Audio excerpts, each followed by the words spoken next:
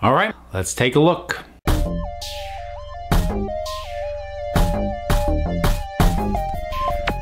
Doctor Who time, and we are getting ever closer to the premiere of Series 11, the debut of the 13th Doctor and the beginning of the Chibnall era.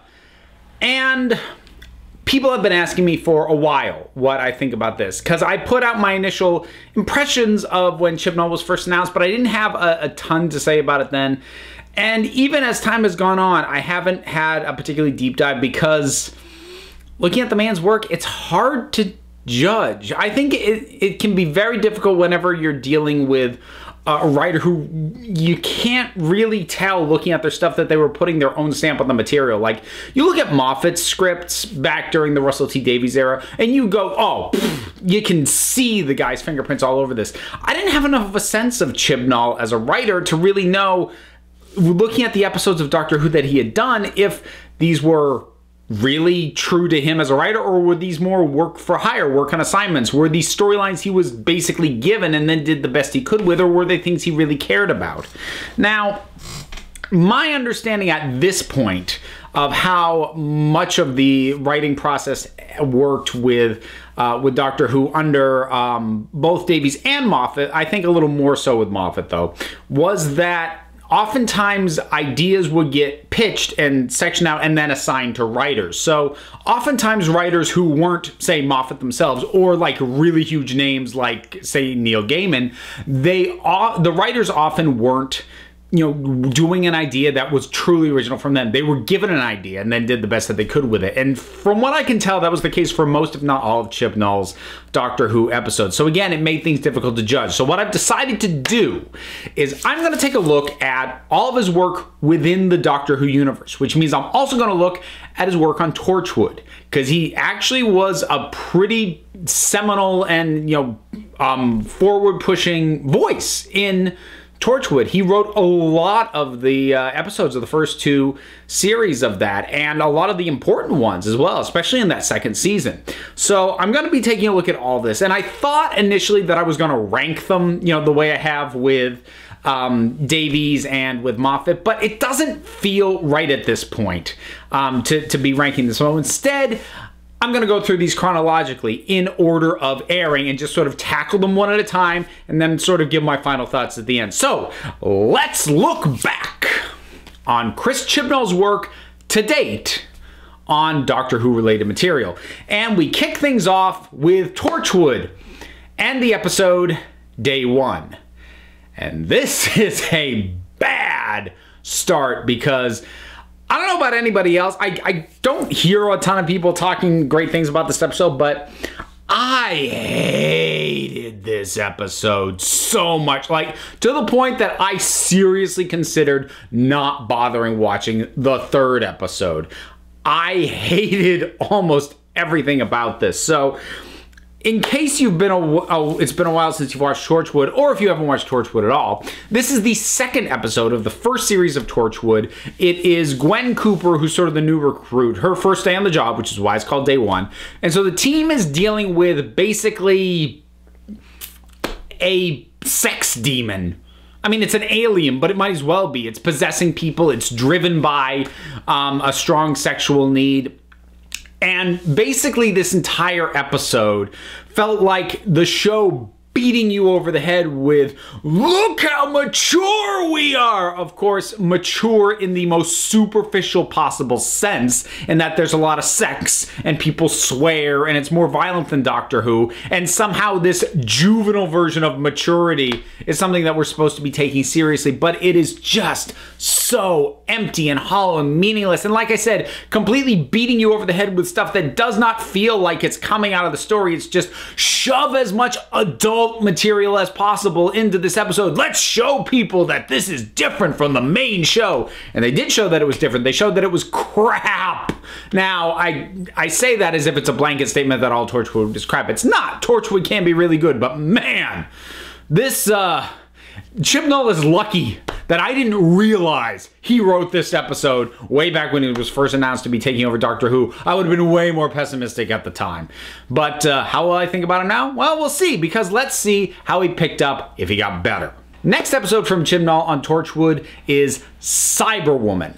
Now it's better than day one, except almost anything is better than day one. Slamming my finger in a car door is better than day one, but it's not great. And the frustrating thing about this one is the core idea of it is really good. So what we find out in this one is that one of the members of the Torchwood staff, basically the most innocuous of them, Yanto, we find out that his girlfriend was partially but not fully cyber converted during the Cybermen invasion during the events of Army of Ghosts and Doomsday over on Doctor Who. Now, his girlfriend, the conversion was not complete, so she's kind of part way there, and he's been taking care of her and trying to figure out a way to try and reverse this. And this is the episode where the rest of the team discovers that he's been housing this thing in their base of operations, and you know, everything just goes wrong. So, like I said, core idea is pretty good. There's two major problems with it, though. The first is that it's too early in the series. This is the 4th episode of the first series. And to be blunt about it, at the time it happened, I didn't know Yanto enough to have this feel like a betrayal, the way that it's supposed to, the way that it feels to the other characters, because they knew him a heck of a lot better than I did. He had been a more background character and a more innocuous character. And I'm not saying I needed him to be front and center prior to this. You could have him be that trusty background character, but it needed to have been longer before they tried to do a rug pull with him. To make a comparison to, say, Buffy the Vampire Slayer, it wasn't until the second season of that show that we got kind of a rug pull in regards to Giles, who was the stodgy exposition, you know, solid rock, knowledgeable and moral rock of the show. And then in the second season, we find out, oh, he's got some nasty history. And it works there because we had a whole season of just being, oh, we think we know this guy, and then finding out we don't. 4 episodes in, that doesn't work. So that's the first major problem. The second one is the Cyberwoman herself. And honestly, largely, I think it's a problem of design. Again, I'm going to chalk this up to the real superficial, mature nature of Torchwood, especially in those early years. And she just looks goofy and stupid and sexualized in a bizarre way. I think it would have been so much more disturbing and so much more an indictment of Yanto and his frame of mind if she didn't look mostly human. If she basically looked like a Cyberman, but he was still referring to her by her human name and still caring for her and trying to take care of her like she was still human, but she looked almost completely converted. I think that would have worked so much better than this cheesy, weird, And I again, it's been a long time since I've checked out other people's reactions to Torchwood, but I feel like the whole Cyberwoman punching a pterodactyl moment was heavily mocked, and it should have been. Yeah. So step up from day one, but still, this is not clicking yet.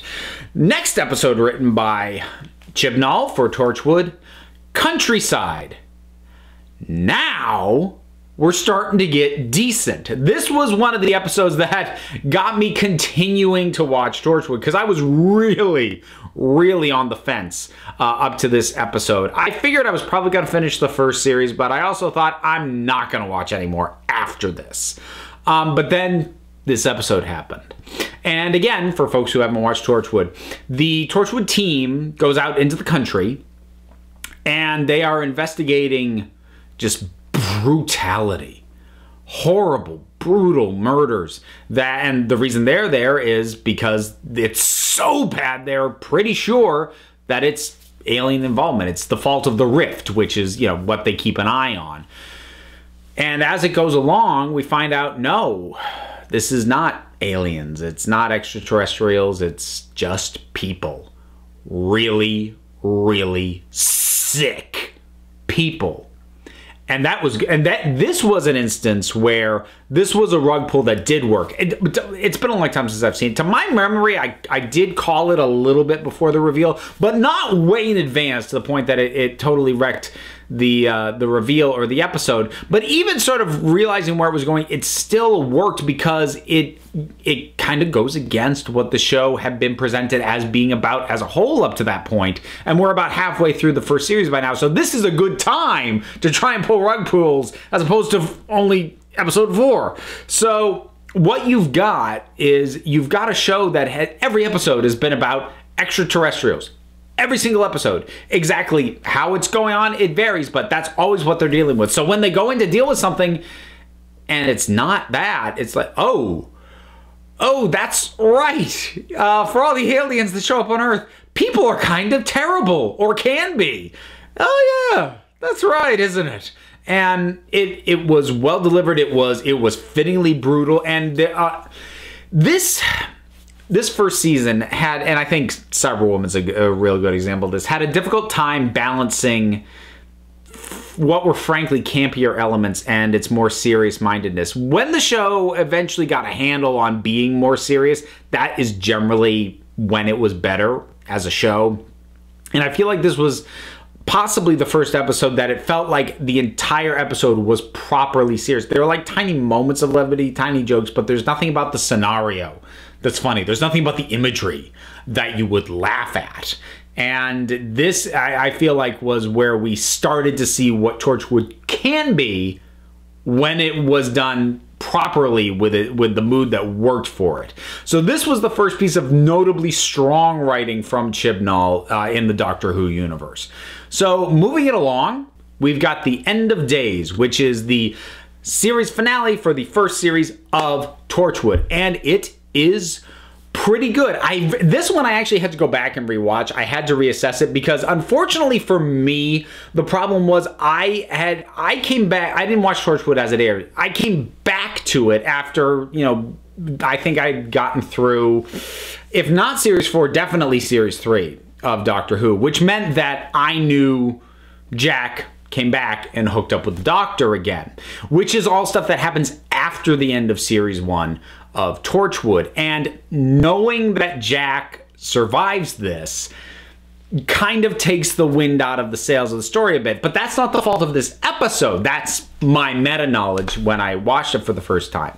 But it is an escalation of what has gone on that fits, and it feels appropriate, and it feeds into Jack's immortality, which is as much of a curse as it is a blessing, and that is played really well. And the way that the villain sort of gets the characters to do what he wants them to do in order to free this it's basically a death god from the rift.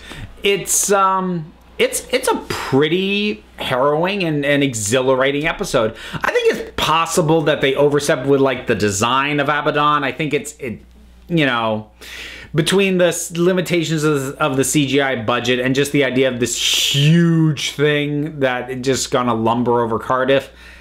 Then again, the idea that anything that falls in its shadow just drops dead, that's kind of cool. So maybe, I guess it kind of balances on that point. So while it's not perfect by any means, it is a solid finale episode. It is large scale, it is impactful, it is rooted in the characters as far as where it goes and the emotional beats it hits and how it resolves everything. So again, pretty solid stuff from Chibnall. We're gonna move off of Torchwood and get onto his first piece of Doctor Who writing, 42. And 42, while it is better than Sleep No More, I tend to think of the two episodes in conjunction with each other, which is that the gimmick doesn't really do anything to elevate the material. In the case of Sleep No More, which Chibnall didn't write, I'm just using it as a point of reference, that had a first-person perspective gimmick, you know, the found footage gimmick. This has a real-time gimmick, and it is a gimmick. You know, the characters are theoretically, you know, they're working against the clock, and the clock is counting down in real time, but it doesn't feel substantively different from any other Doctor Who race against the clock scenario. The Doctor races against the clock a lot in a lot of stories. Having the clock actually be to the second accurate for a tick down actually doesn't add a heck of a lot. So if we strip the gimmick out, because it is just a gimmick, it doesn't really add anything to the story. It doesn't detract either, but it doesn't add anything. So it was an especially weird thing to effectively name the episode after, and I suppose it's also possibly a Hitchhiker's Guide reference, except that for an episode with this tone and this mood, this is not the episode to be making Hitchhiker's Guide references in. But if we look at the rest of it, it's interesting in an odd way. And you know what? Maybe the gimmick was somewhat detrimental. It almost feels a little bit rushed. I feel like something with, because the creature monster kind of thing going on in this is not all that dissimilar in terms of core visual concept from The Empty Child. But a big part of what worked with The Empty Child was that was a two-part story that had room to breathe, and you could go stretches without seeing it, and it wasn't breathing down your neck. So then when it showed up again, you were like, oh crap. This one, because it is only one episode and it is so fast-paced, it feels like the thing is always there, and in a way that kind of diminishes its threat to a certain extent, I feel. Which is a shame, because there is strong stuff in this. Tennant gives a fantastic performance in this one, and there is, you know, some really interesting ideas in terms of the messaging going on, sort of the environmental messaging that's at the heart of this. So it has some elements that work, but it doesn't quite come together. It's also got some elements that are goofy, like the doors being opened by pub quiz answers, which it's not the worst idea I've ever heard, but again, feels gimmicky and unnecessary and a little bit dumb. Next up, we gotta get back to Torchwood. Torchwood Series 2, the last series that Chibnall himself worked on, and we gotta talk about Kiss Kiss Bang Bang. God, I love this episode. I love this episode of Torchwood so much. And unfortunately, in a lot of ways, it hurt the series, because I saw this episode and I thought, this is what I wanted from Torchwood. Yes, this series is going to be everything I wanted the first series to be, and it wasn't. And Series 2 was pretty much as uneven as Series 1 was. Not in all the same ways, but it kind of yo-yoed up and down about as much. But this first episode is great. So Jack's back. He's with his team that hasn't seen him for a while. He's getting back in the saddle, and James Marsters. Spike. Spike from Buffy is on this episode, and he and Captain Jack make out. And yes, you better believe that's the greatest friggin' thing ever.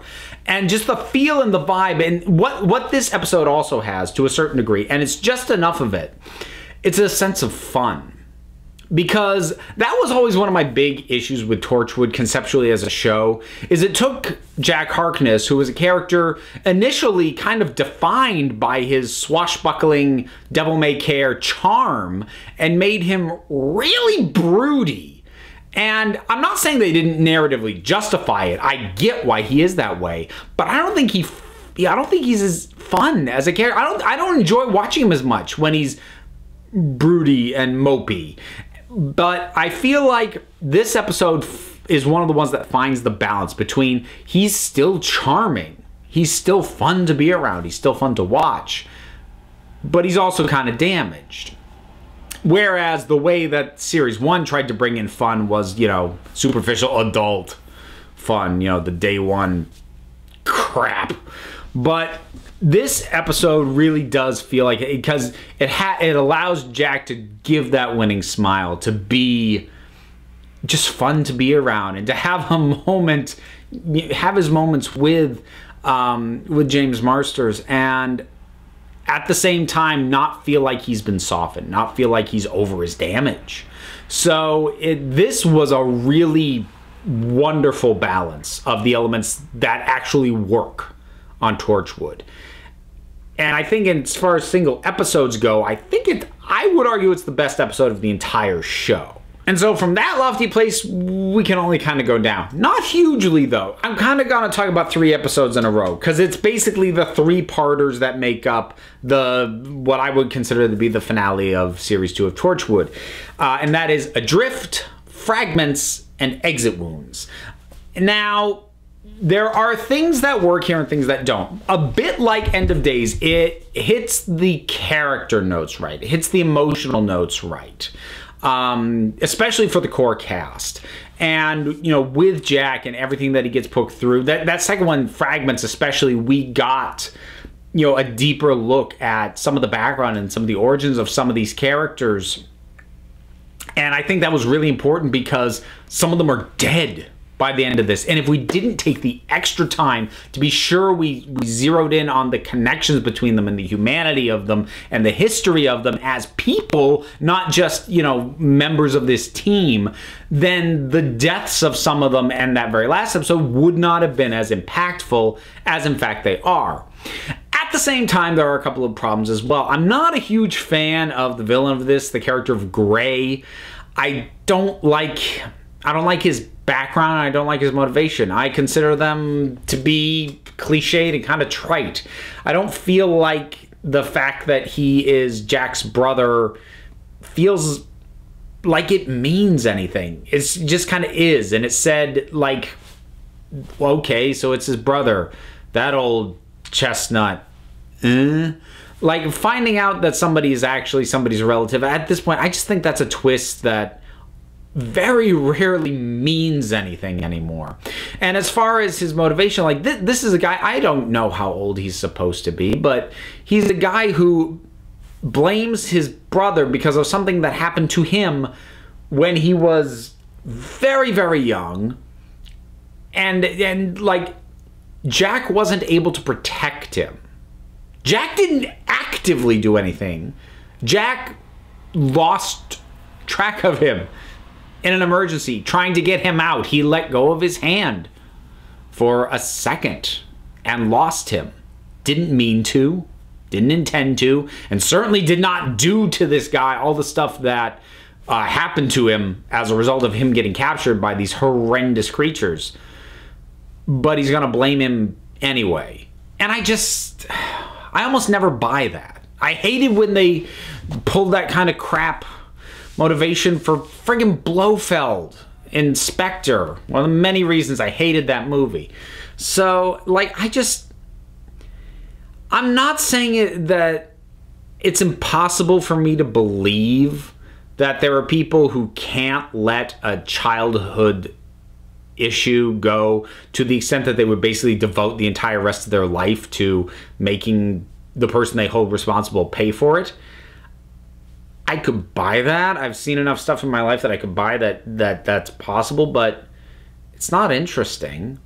It's a very superficial motivation. I mean, I almost never buy it. And I didn't really buy it here. So unfortunately, the fall down of these 3 episodes is the villain doesn't really work for me.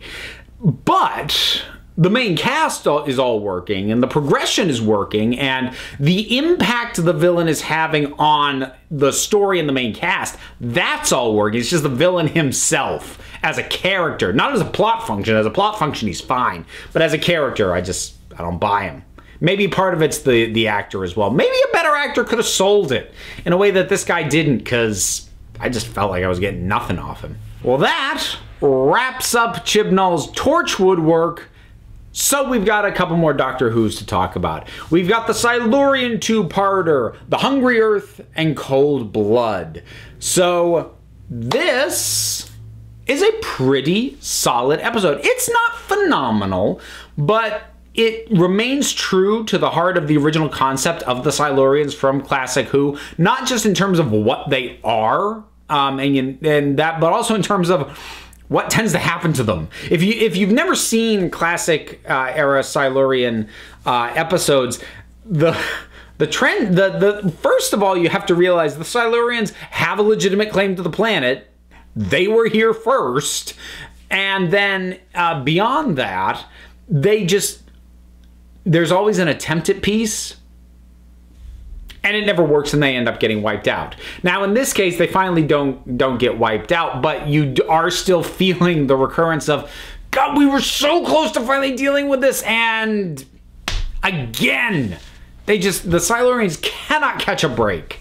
And I feel like that was well captured in this, and in terms of the death of Rory, the death that, at least for a little while, stuck, that was pretty well handled. It wasn't especially well integrated as an element of this story. It didn't feel like it was complementing what the story had been doing. It felt kind of tacked on at the end, but it still worked for what it was.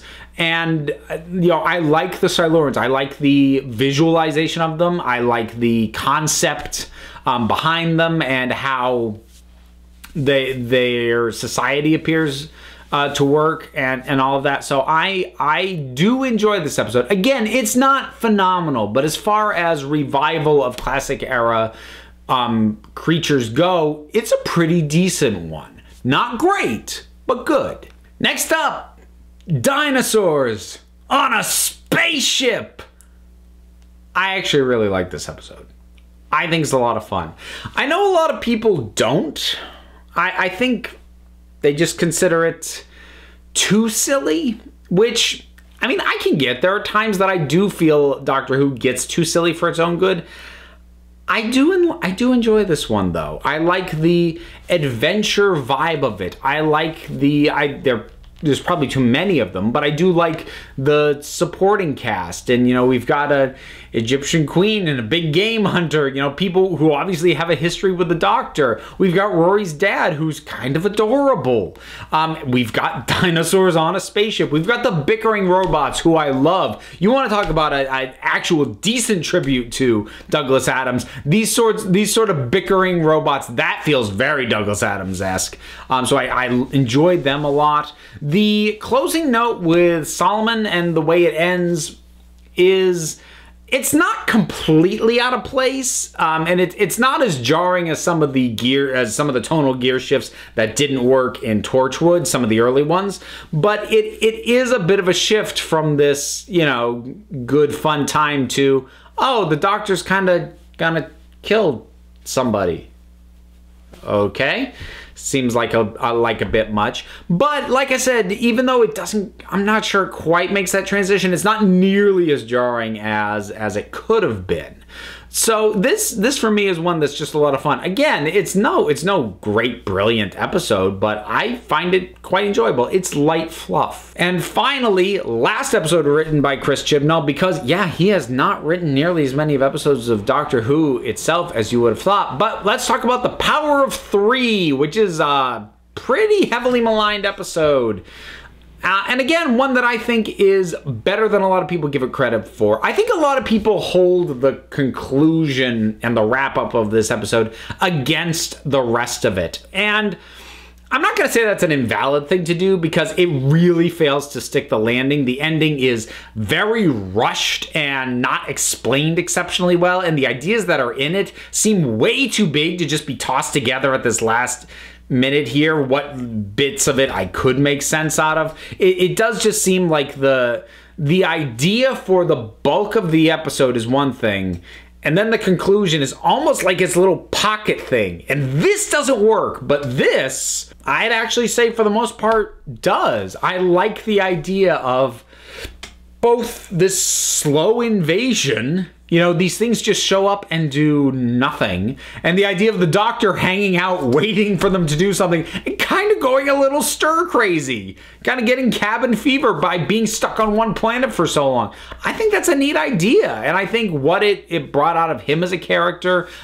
This also got to be, we got some more time with Rory's dad, which I enjoyed, again, because he's just kind of adorable. And so we've got a bit of that. I like Amy and Rory in general, so that they're working for me. Just the build-up I felt worked. The conclusion fell apart. It barely makes sense, and what does make sense feels like a bad fit for what came before it. And again, there's part of me that doesn't know how much to blame Chibnall for that, because I don't know how much of this was he was given, here's what it's going to be, you know, by Moffat. But at the end of the day, it was still his job to weave together the build-up and the conclusion, and they don't mess. It's just kind of cruising along and then runs into a tree. And that is the entirety of Chris Chibnall's contributions to Doctor Who up to this point. So having talked about all these, what conclusions do I have overall? Well, I think it's slightly troubling that what I consider to be his best stuff was done on Torchwood, because I think by far his best thing that he's written for Doctor Who was Kiss Kiss Bang Bang. But the other good ones from there, the 3-parter finale for series 2 of that show, Countryside, like those were really good pieces of work. And they were for a show that was Doctor Who related, but wasn't Doctor Who, was very different tone-wise, and were also a while ago.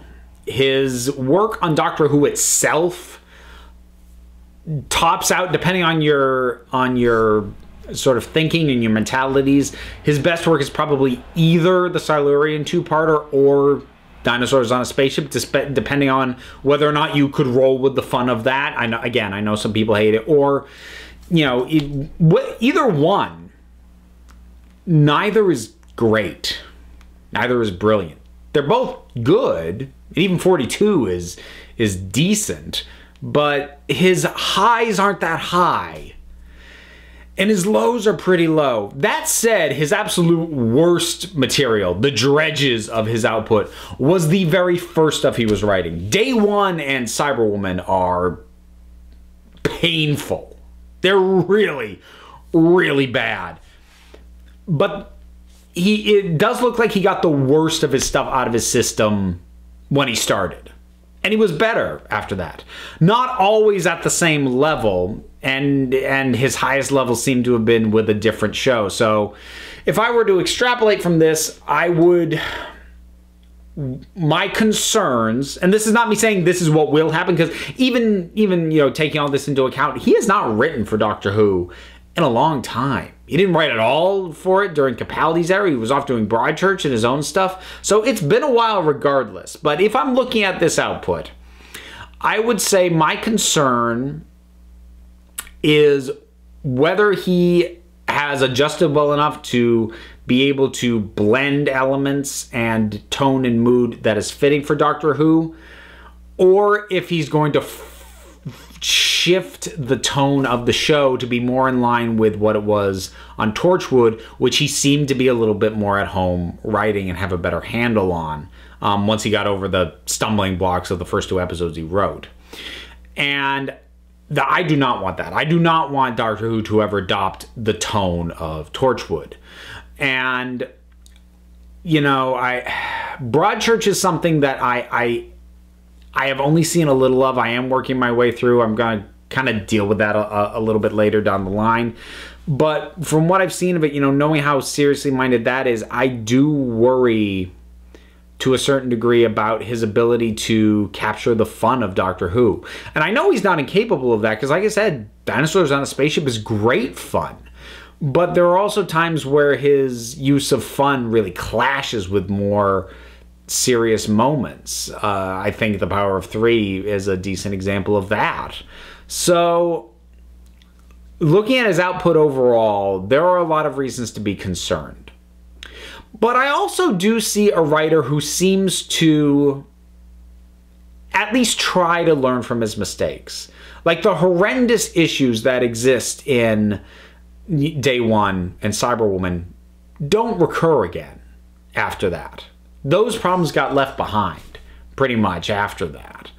And, you know, the gimmick of 42, there doesn't feel like elements are as tacked on, at least if they are, they feel like they would have been, like Rory having to die at the end of the Silurian 2-parter. I'm pretty sure this was just the point of the series where that needed to happen. So yeah, it's a little tacked on, but that's probably because it was literally tacked on, and I wouldn't blame Chibnall for that.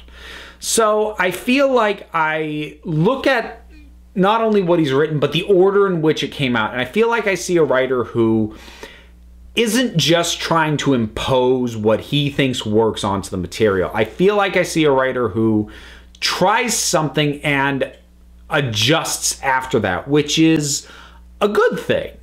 What it could feasibly mean is we start out rough and get better, depending on how solid his starting place is with Doctor Who once he gets there. But we'll see. So that's sort of my breakdown and my own personal thoughts on all the Doctor Who related material that Chris Chibnall has written. What are your thoughts on some or any or all of these episodes? What do you think about what Chibnall may or may not be bringing to Doctor Who as showrunner when that starts up later this year? Whatever your thoughts are, drop something down in the comments. Let's talk about it. There's all the stuff to do, such as like and subscribe and support me on Patreon and follow me on Twitter, and links for all that stuff and much more is down in the description right there. So until next time, this council is adjourned.